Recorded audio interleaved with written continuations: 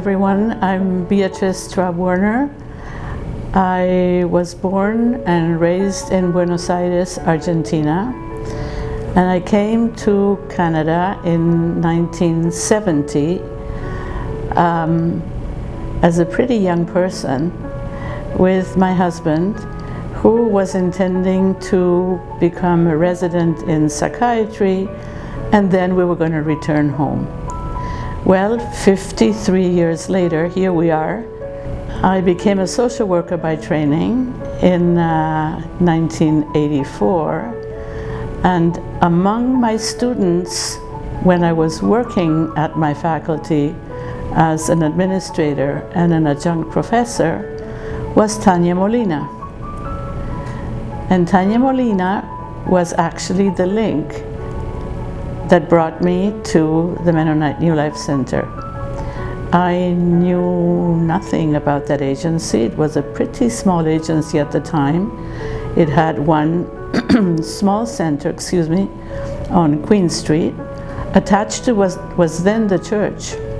A few years after she graduated and she had become the executive director at the Mennonite, she approached me because Tanya, who was really a visionary leader, had understood that for new Canadians, one of the biggest challenges is not to lose the skills that they brought here. Because one of the big issues is, to this very day, 50-some years later, nothing much has changed.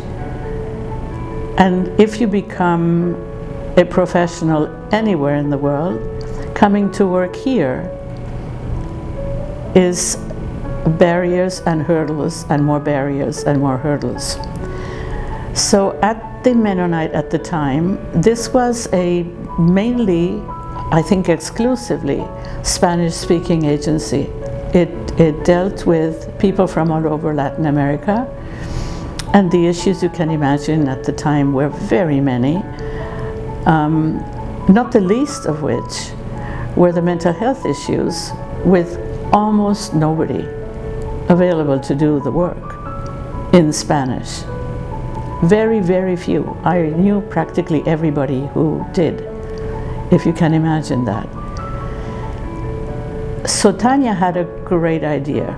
In order to reduce the wait list, and in order to ensure that the folks that came with the skills to do the work in psychotherapy did not get de-skilled while waiting to get the degree and the whatever approval,